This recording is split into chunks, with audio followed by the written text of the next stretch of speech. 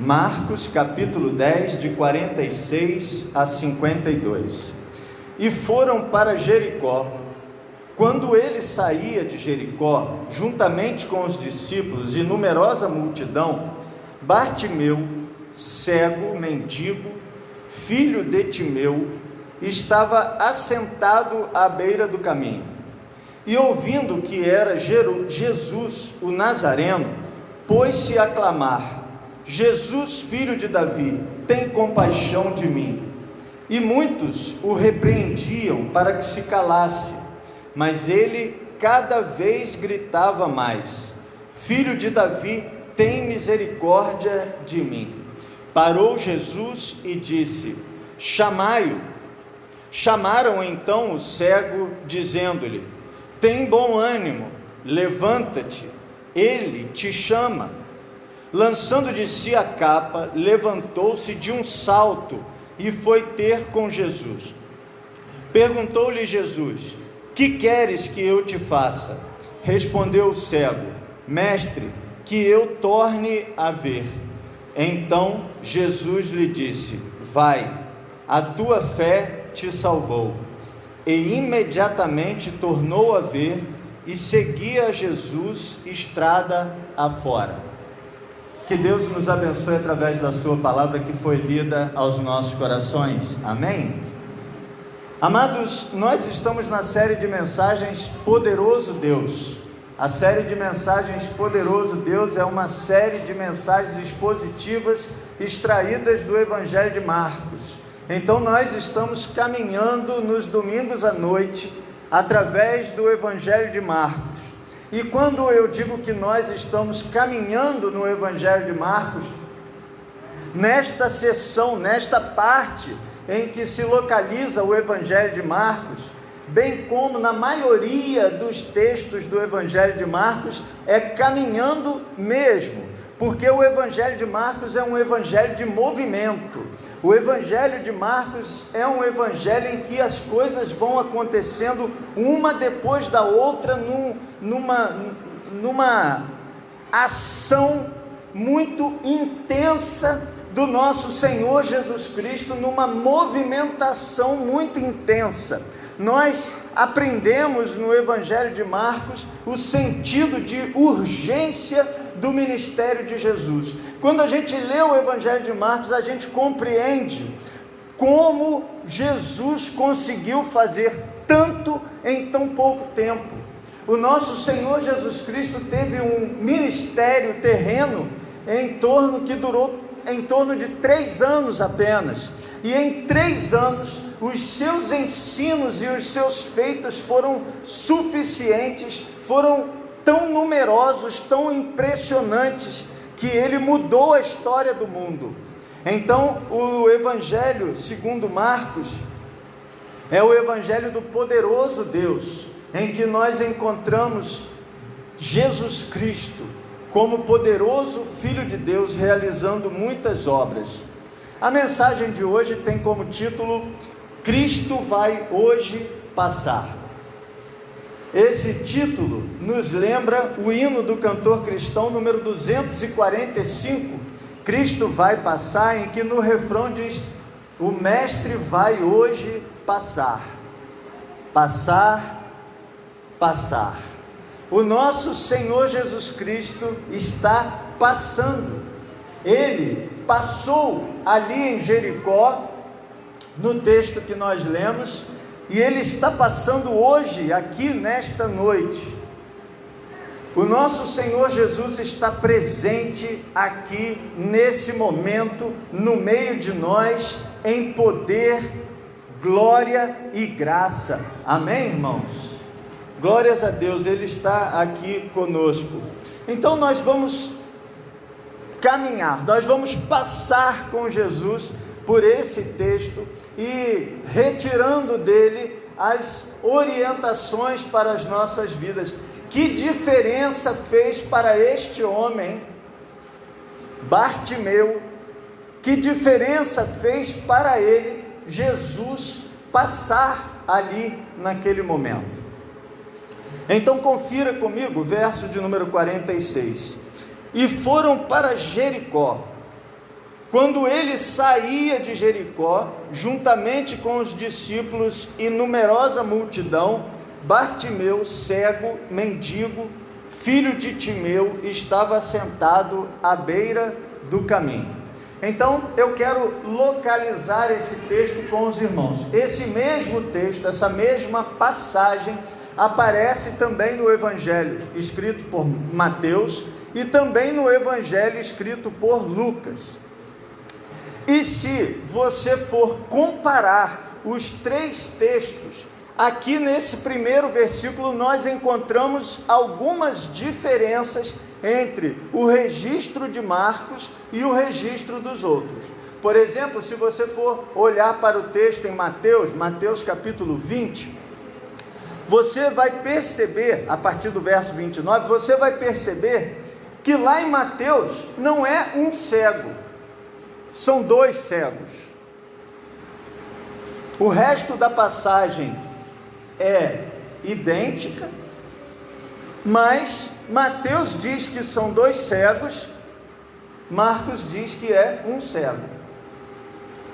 Se você for olhar o texto de Lucas, que está em Lucas capítulo 18, a partir do verso 35, Lucas vai dizer que é um cego. Só que Lucas vai dizer que ele estava entrando em Jericó. E aqui em Marcos nós encontramos que ele estava saindo de Jericó. O restante do texto também é semelhante. E aí algumas pessoas vão dizer que, olha, está vendo, a Bíblia realmente tem erro, a Bíblia realmente não bate um texto com o outro. Para mim, e eu espero que para você, isso só confirma a autenticidade da Bíblia. Isso só confirma que homens inspirados por Deus escreveram aquilo que viram conforme o seu ponto de vista. Quando nós olhamos para os três evangelhos, Mateus, Marcos e Lucas, nós encontramos que Mateus, que foi o escritor do evangelho de Mateus, era um dos discípulos. Quando nós estudamos o evangelho de Marcos, nós vamos ver que Marcos não foi um dos discípulos, mas Pedro, que foi um dos três discípulos mais próximos de Jesus, era o autor intelectual do evangelho de Marcos. Então era como que Marcos e Pedro conversando e Marcos registrando aquilo que Pedro trazia em sua memória. E Lucas, ele mesmo diz no início do evangelho que ele fez uma cuidadosa pesquisa. Então ele não foi testemunha ocular, mas ele pesquisou entre as pessoas que foram aquilo para escrever o evangelho de Lucas. Logo, nós percebemos que eles não combinaram, que a Bíblia não tem a preocupação de mostrar para a gente, olha, tá vendo? É tudo igualzinho, minuciosamente igual. Até porque se os três evangelhos tivessem essa preocupação, não precisaria de três, bastava escrever um. Nós temos aqui então três pontos de vista.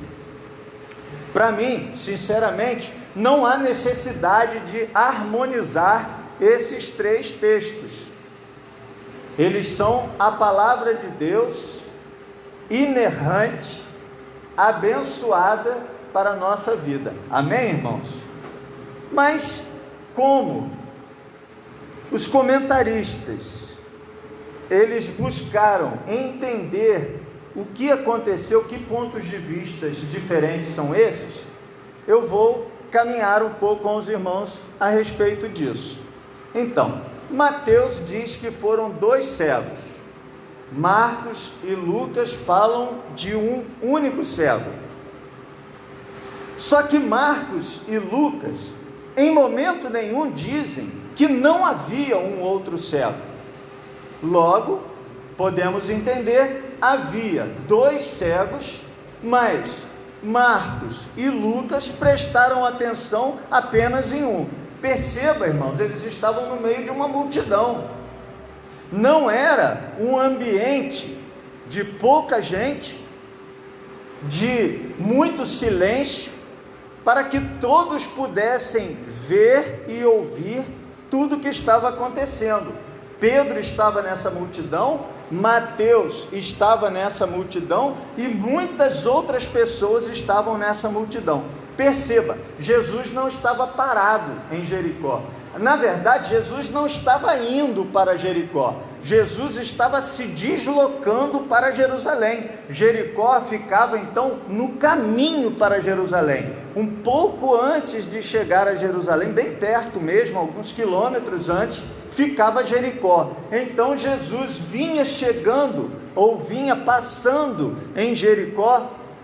Nós vamos ver que ele estava realmente passando por ali, e aquele tumulto, porque era a época da Páscoa. Você se lembra que Jesus, quando chega em Jerusalém, está na época da Páscoa? O texto, nós vamos ver mais adiante, ele diz que Jesus chega em Jerusalém na época da Páscoa.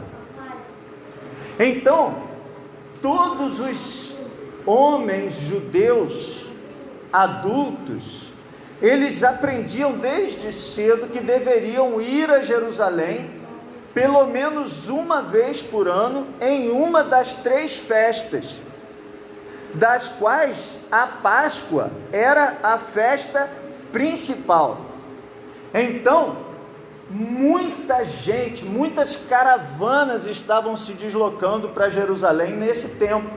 Pessoas vindas de todos os lugares, se deslocando para Jerusalém e naquele momento passando por Jericó.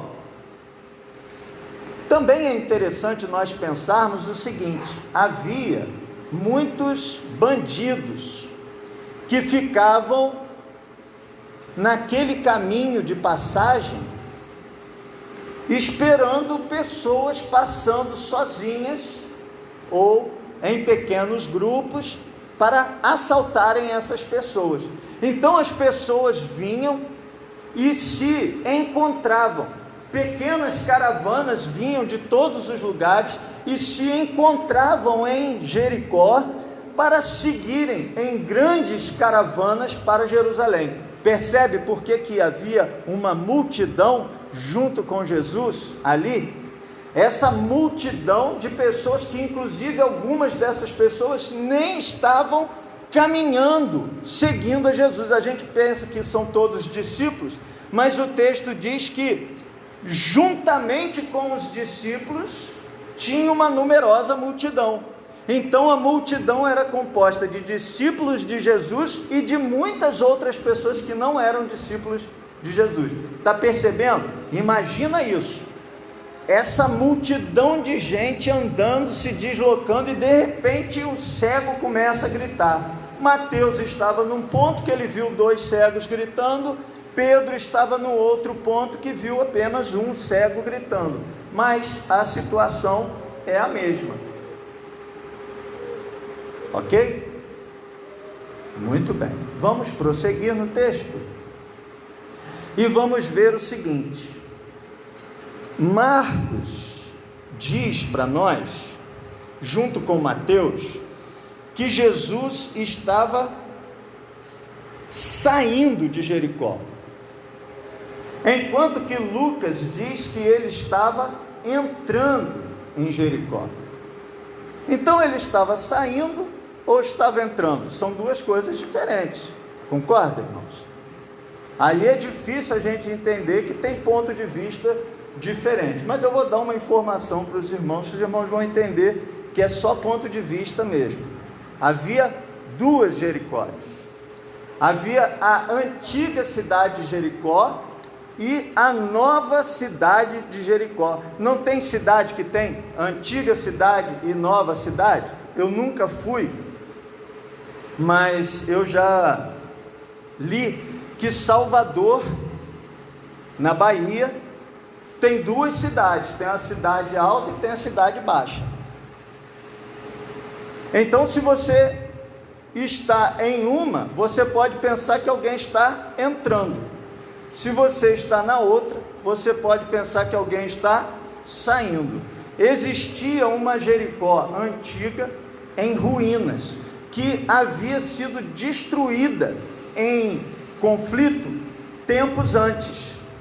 E depois foi construída uma nova cidade de Jericó, um pouquinho para frente daquela antiga. E a maioria dos moradores de Jericó morava nessa nova cidade de Jericó. E aí nós entendemos que Marcos e Mateus estão olhando do ponto de vista da antiga cidade de Jericó. Jesus estava saindo da Jericó antiga. O ponto de vista dos judeus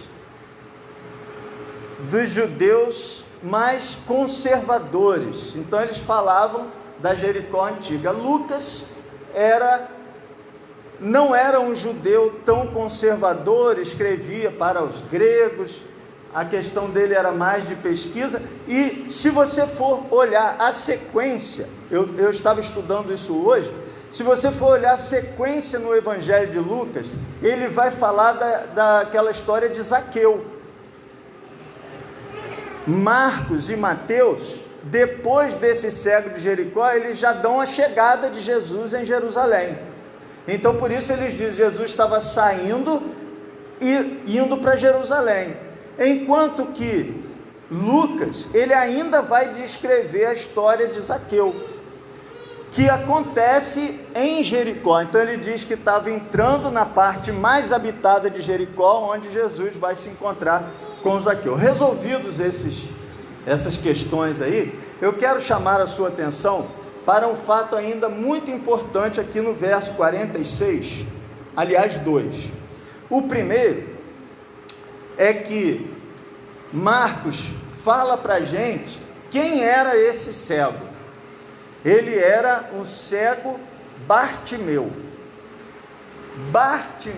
e ele explica ainda a versão revista atualizada que nós estamos utilizando, ela ainda se preocupa em dizer que ele era filho de Timeu, porque Bartimeu significa exatamente isso, filho de Timeu.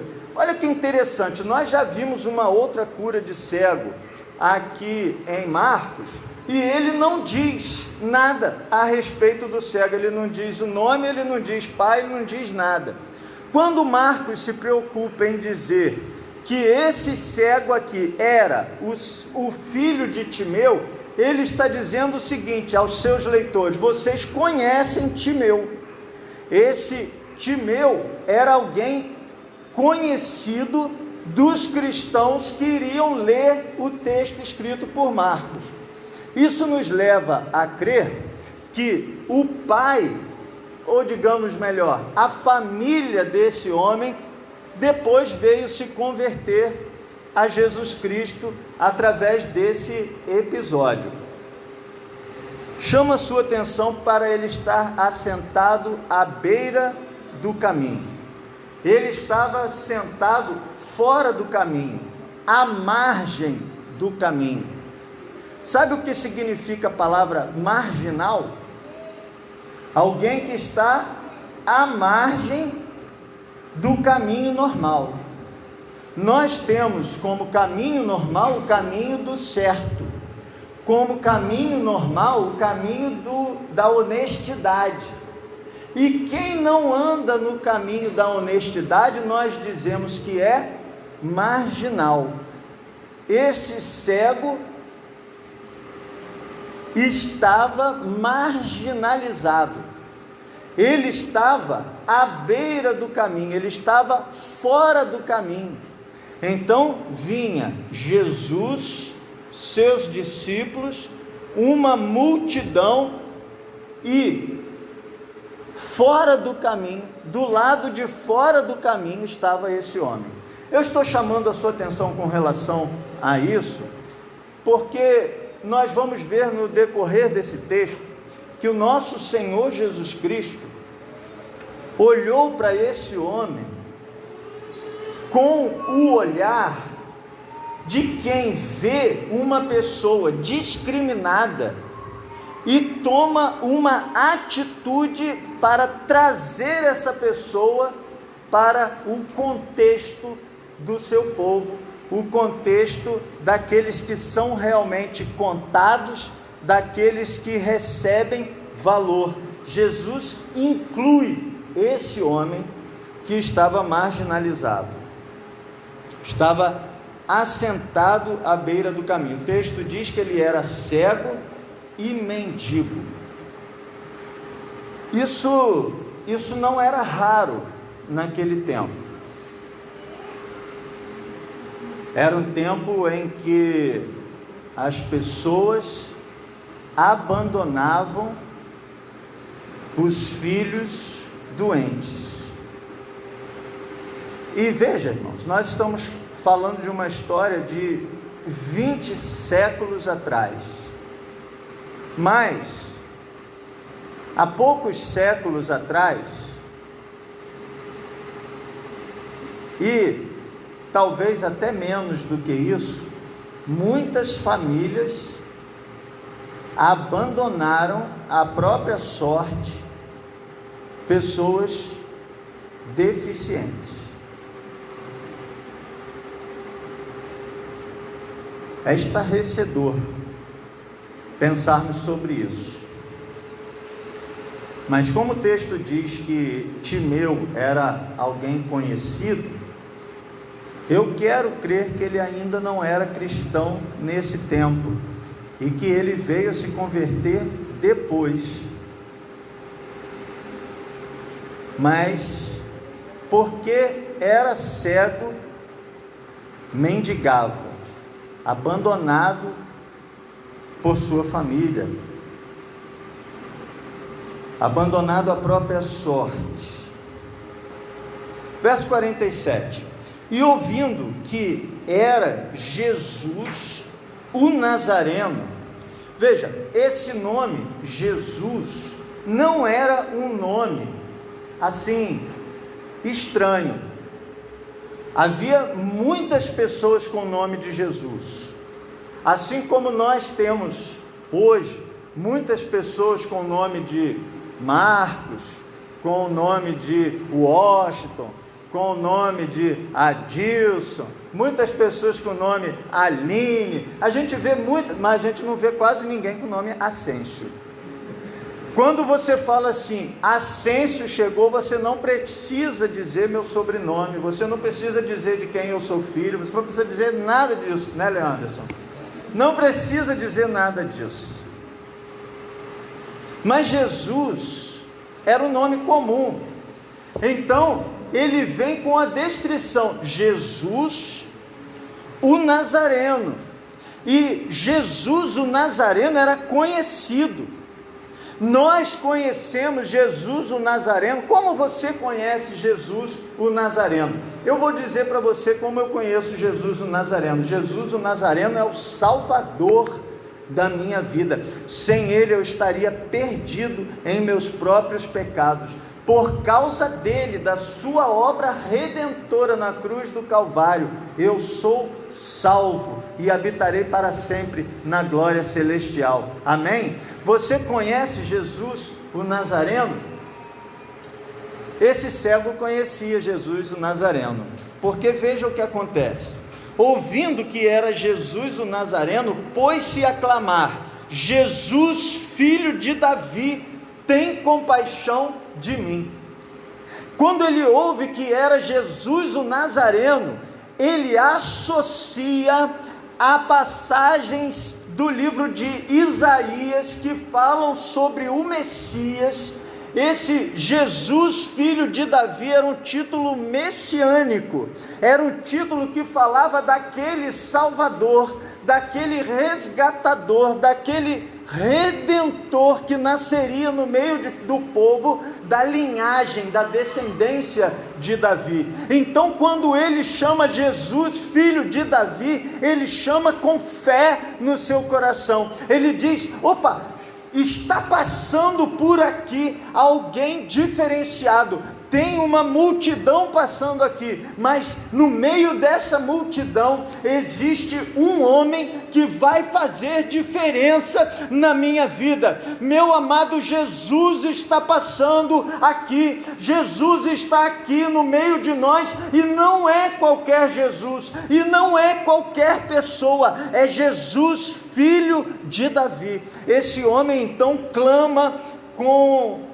conhecimento, ele clama com fé, mas nem todo mundo ficou satisfeito. Olha o verso 48, e muitos o repreendiam para que se calasse.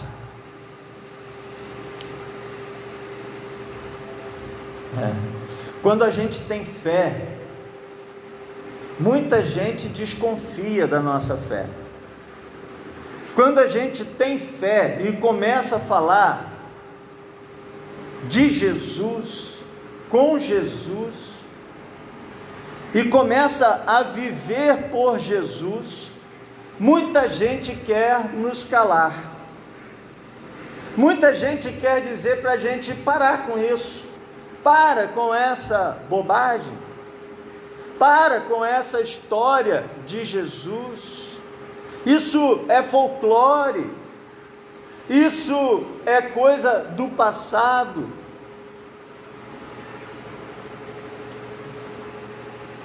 Amado, a gente só deve dar ouvidos a quem merece ouvidos. Quem não merece ser ouvido, a gente desconsidera. E foi exatamente o que ele fez. Lendo ainda o verso 48, muitos o repreendiam para que se calasse, mas ele cada vez gritava mais: Filho de Davi, tem misericórdia de mim. As pessoas mandaram que ele se calasse, mas Jesus não.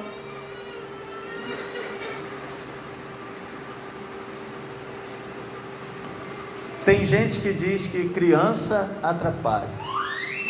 Tem gente que diz que quem fala durante o culto atrapalha.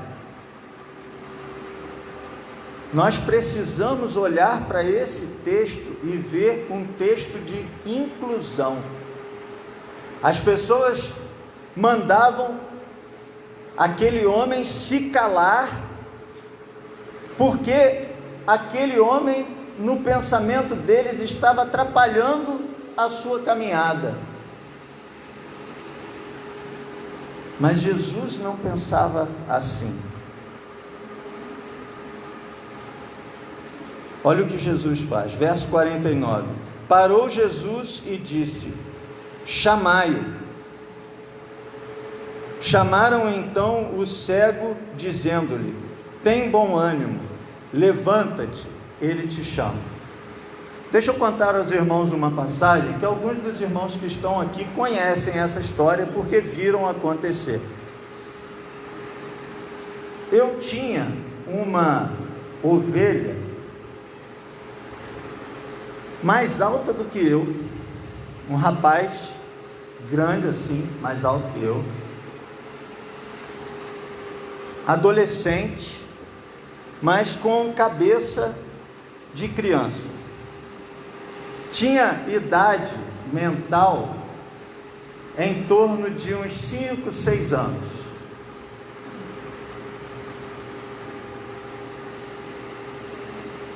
A avó era membro da igreja e ele estava sempre lá. Ô pastor. Aí um dia eu estava pregando como estou aqui, concentrado naquilo que eu estava falando, e ele entrou por lá assim, eu não vi, ele subiu aqui, chegou por trás e me deu um abraço por trás que quase me derrubou.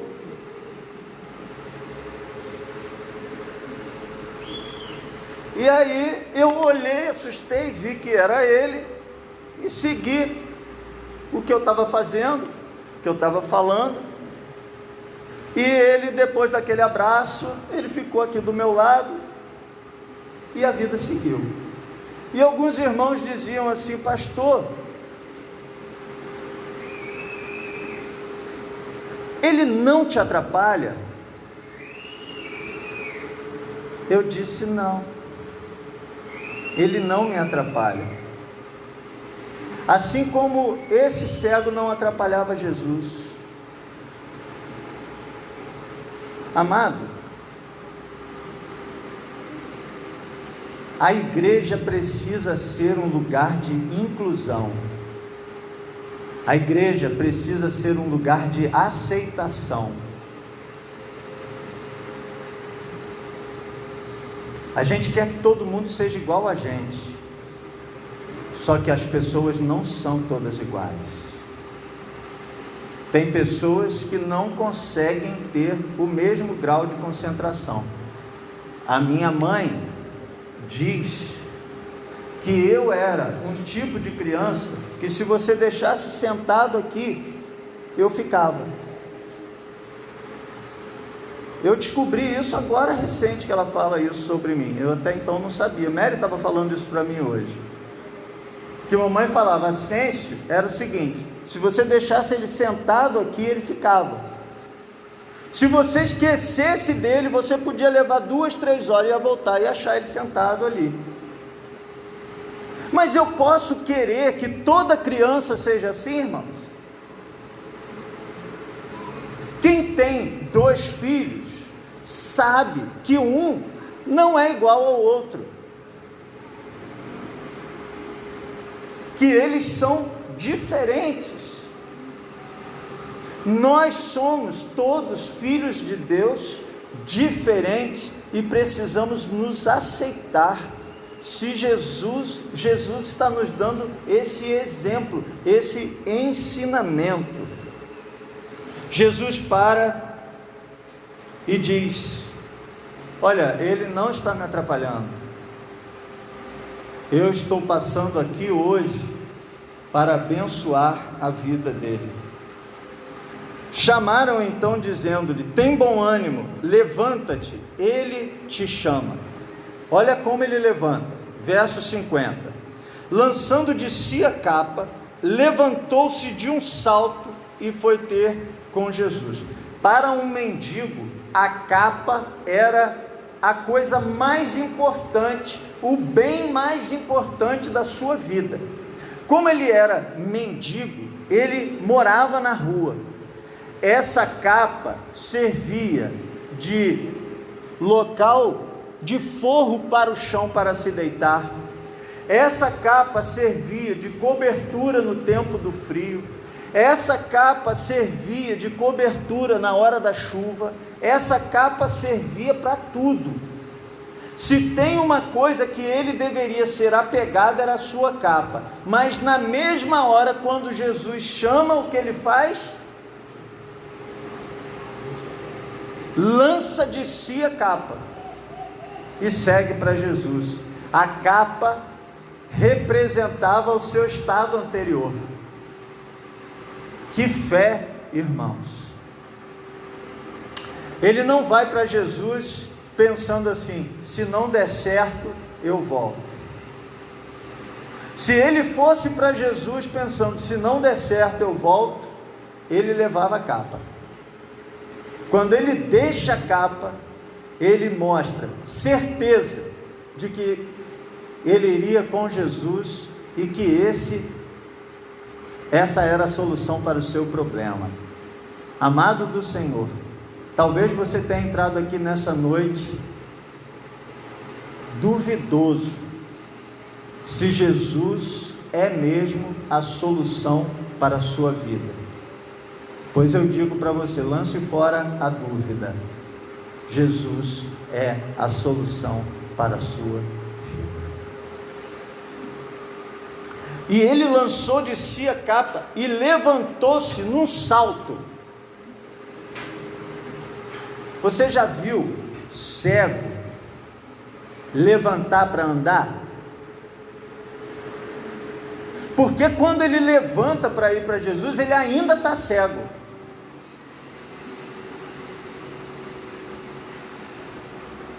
Ele levanta num pulo e vai para Jesus.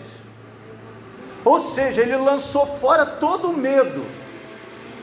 A gente canta aqui, o verdadeiro amor lança fora todo o medo. A gente canta isso aqui de vez em quando. Esse homem lançou fora todo o medo. Ele lançou fora o medo de cair, ele lançou fora o medo de esbarrar nos outros, ele lançou fora o medo de qualquer coisa, deu um pulo e mais rápido possível foi para Jesus. Lance fora todo o medo e vá para Jesus. Quando ele chega para Jesus, verso 51, perguntou-lhe Jesus: que queres que eu te faça? Respondendo o cego: mestre, que eu torne a ver. Ele então diz para Jesus exatamente o que ele desejava naquele momento. Daqui em diante, você pode pensar que esse milagre é igual a todos os outros, em que a pessoa chega perto de Jesus, diz o seu problema e diz o que ele quer, e Jesus o cura. Aquele homem sabia quem era Jesus, aquele homem vai até Jesus, aquele homem clama por Jesus, ele tem fé que Jesus pode curá-lo, mas até aquele momento tudo o que ele quer é a cura. Quando ele chega perto de Jesus, Jesus pergunta: o que você quer? E ele diz: ser curado.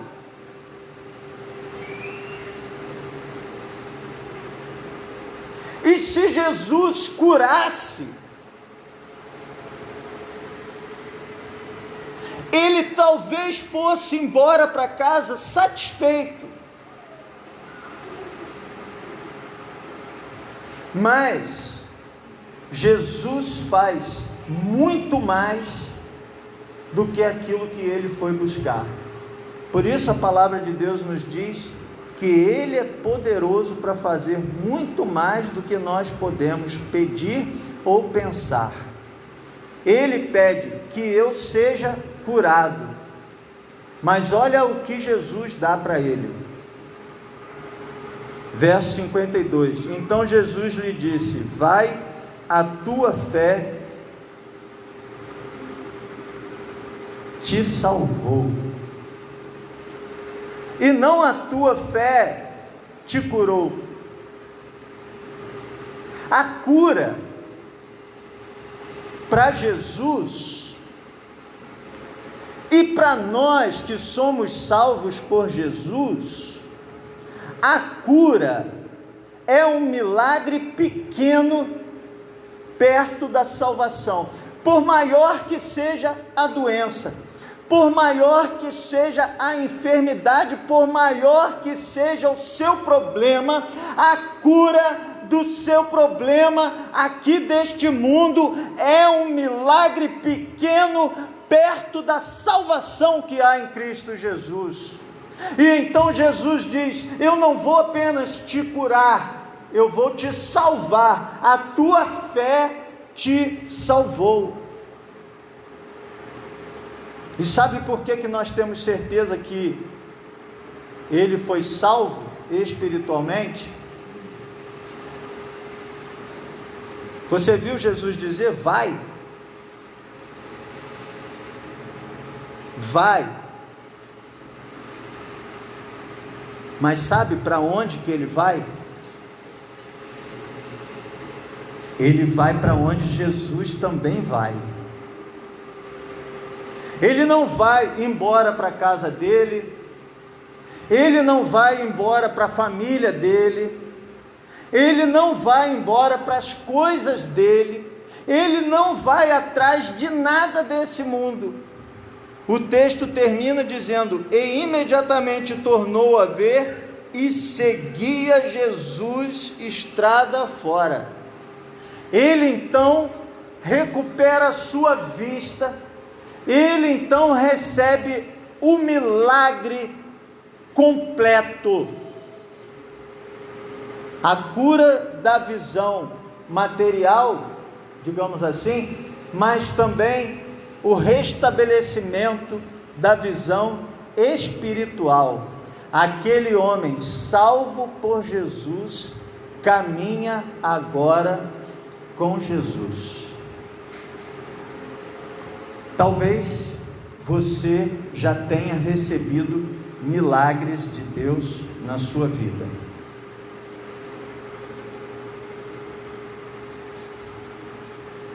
Ou talvez você tenha vindo aqui nessa noite porque está com algum problema muito sério, gostaria de receber um milagre de Jesus. Eu quero te dar duas boas notícias. A primeira, Jesus pode fazer esse milagre que você veio buscar ou que você já recebeu. Jesus pode. Ele está passando hoje aqui. Mas a melhor notícia é que Ele também pode te dar a salvação.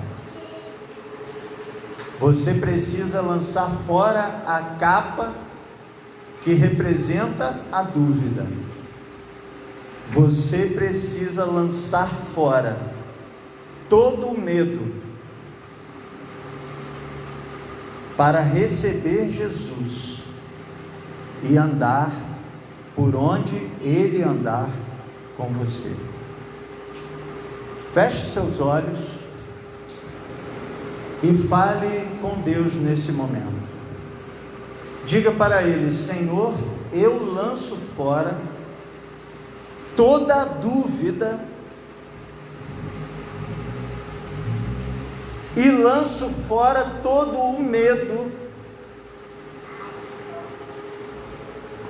e entrego minha vida ao Senhor para seguir no teu caminho e andar por onde o Senhor andar comigo.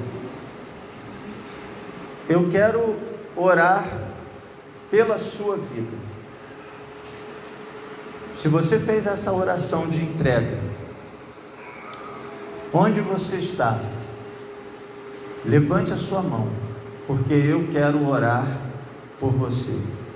Se você orou e disse: Senhor, eu entrego minha vida nas tuas mãos, lanço fora toda dúvida, todo medo e quero caminhar contigo, eu quero orar com você.